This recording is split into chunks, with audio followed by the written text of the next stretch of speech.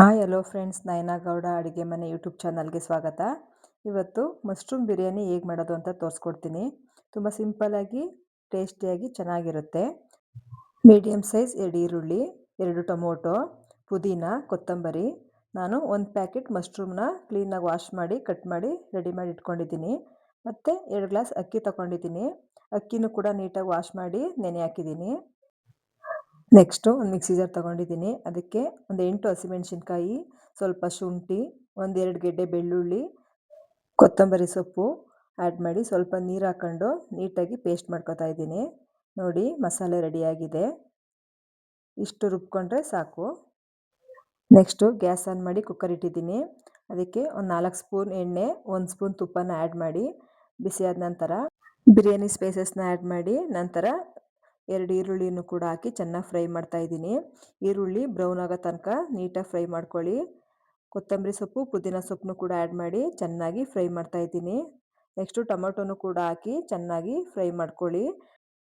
Tomato ಸಾಫ್ಟಾಗಿ ಚೆನ್ನಾಗಿ fry ಆಗಿದೆ. ಇವಾಗ ಮಶ್ರೂಮ್ನ ಆ್ಯಡ್ ಮಾಡ್ತಾ ಇದ್ದೀನಿ. ನೋಡಿ, ಮಶ್ರೂಮ್ನೆಲ್ಲ ನೀಟಾಗಿ ಹಾಕ್ಕೊಂಡು ಅರಿಶಿನ ಪುಡಿ, ರುಚಿಗೆ ತಕ್ಕಷ್ಟು ಉಪ್ಪನ್ನು ಕೂಡ ಆ್ಯಡ್ ಮಾಡಿ ಚೆನ್ನಾಗಿ ಫ್ರೈ ಮಾಡ್ಕೋಬೇಕು. ಮಶ್ರೂಮು ತುಂಬ ಸಾಫ್ಟಾಗಿ ಅದು ನೀರು ಬಿಡುತ್ತೆ, ಅಲ್ಲಿ ತನಕ ಚೆನ್ನಾಗಿ ಫ್ರೈ ಮಾಡ್ಕೊಳ್ಳಿ. ಫ್ರೈ ಆದ ನಂತರ ರುಬ್ಬಿದ್ವಲ್ಲ ಮಸಾಲೆ, ಅದನ್ನು ಕೂಡ ಆ್ಯಡ್ ಮಾಡಿ ಚೆನ್ನಾಗಿ ಹಸಿ ವಾಸನೆ ಹೋಗೋ ತನಕ ನೀಟಾಗಿ ಫ್ರೈ ಮಾಡ್ಕೋಬೇಕು. ನೆಕ್ಸ್ಟು 2 ಸ್ಪೂನ್ ಮೊಸರನ್ನ ಆ್ಯಡ್ ಮಾಡ್ಕೊಳ್ಳಿ. ಮೊಸರುದು ವಿಡಿಯೋ ಮಿಸ್ ಆಗಿದೆ.